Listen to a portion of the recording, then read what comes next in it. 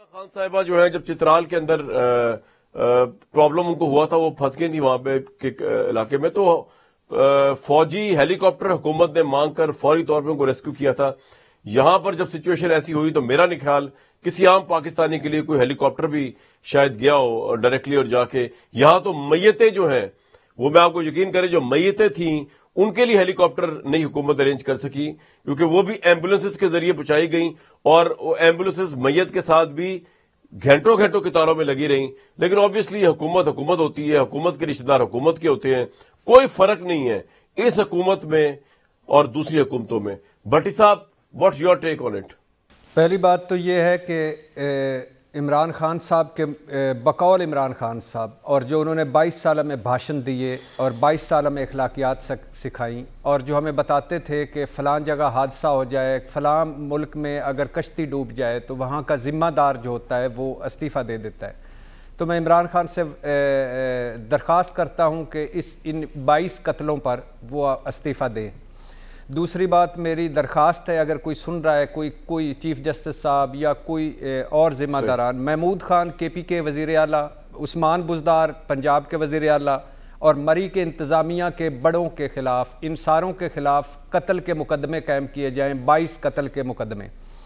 تیسری بات یہ ہے کہ اس جمہوریت اس شیموکریسی جو ہمیں نہ ماڈل ٹاؤن سے بچا سکتی ہے، نہ ثانیہ سائیوال سے بچا سکتی ہے، نہ سیلاب سے بچا سکتی ہے، نہ زلزلے سے بچا سکتی ہے، نہ برف سے بچا سکتی ہے۔ اس کو شرم کرنی چاہیے، حیا ہونا چاہیے، ڈوب مرنے کا مقام ہے۔ اسلام آباد پلازے میں آگ لگ جائے، بالآخر فوج کو بلا لو۔ کراچی میں بارشیں ہو جائیں، نالے اگر پھنس جائیں یا تو فوج کو بلا لو۔ پنڈی کا نالہ لئی ہو تو فوج کو بلا لو۔ سیلاب ہو تو فوج کو بلا لو۔ زلزلہ ہو تو فوج کو بلا لو۔ لاہور ملبے میں لوگ دب جائیں، فوج کو بلا لو۔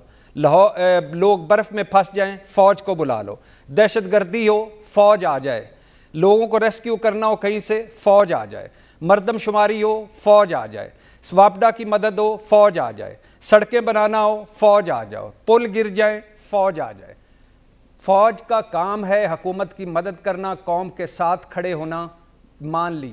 لیکن اگر اس ملک کے سارے کام فوج نہیں کرنے، اگر اس سارے کام اس ملک کے سارے کام فوج نہیں کرنے ہیں تو تم لوگ کس لیے ہو یار؟ مر جاؤ پرے، کہیں نکل جاؤ، اس ملک چھوڑ جاؤ۔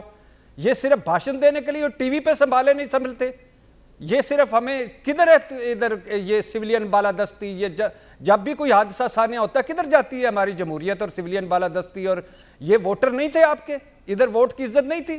ڈوب مرو اس سے، یا ہر روز ایک جلسہ کیا کرو اور فوج کو گالیاں دیا کرو اور فوج کو تانے دیا کرو۔ یہ خلائی میتوں کے لیے بھی ہیلی کاپٹر نہیں بھیجے گئے بھٹی صاحب۔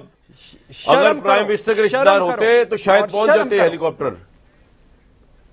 شرم کرنے کا مقام ہے، شرم کرنے کا مقام ہے۔ بلیو می، خدا کی قسم، مجھے سب سے، سن لیجئے کامران بھائی دو چار باتیں، مجھے سب سے اچھا نظام لگتا ہے نظام جمہوریت۔ لیکن یہاں جمہوریت ہے، یہ تو کنگڈم ہے، ہر پارٹی کے اندر کنگڈم ہے، ہر پارٹی کے اندر کنگڈم ہے۔ یہ سویلین ڈکٹیٹر ہیں، ان کو عوام ان کی کبھی بھی ترجیح نہیں رہی۔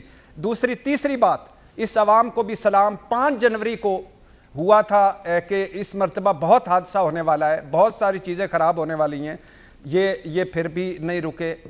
اور پھر اس کے بعد جب ادھر میں ناکے پہ گیا رات 4-5 بجے بہرا کاؤ پہ، لمبی لائنیں لگی ہوئی، پولیس ہاتھ باندھ رہی ہے کہ آگے سارے لوگ پھنسے ہوئے مر رہے ہیں، یہ تڑپ رہے تھے ہمیں وہاں جانے دیجئے۔ ہمارے ملک میں ہجوم ہے، ریوڑ ہے کہ ایک دھماکہ ہوتا ہے، 10 بندے مرتے ہیں، لوگ اتنے پہنچ جاتے ہیں، سیکنڈ دھماکہ ہوا اور 100 مر گئے۔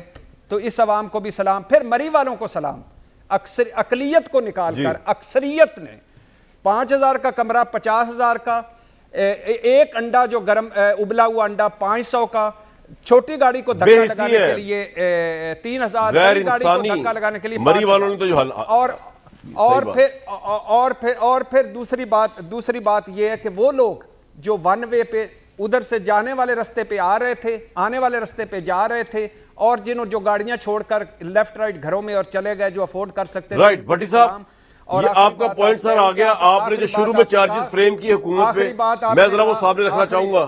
آخری بات آپ نے کہا آپ نے سڑکوں کی بات کی، پنجاب کی سڑکیں دیکھ لیں، مجھ اور آپ سے بڑے بڑے کھڈے ہیں اس میں، اور مجھے بتا دیں یہ جی ٹی روڈ دیکھ لیں، جی ٹی روڈ جو لاہور سے اسلام آباد آ کے ذرا دیکھ لیں، اس پہ کیا حال ہے، کتنا ٹیکس لیا جاتا ہے، اور پھر کیا حال ہے۔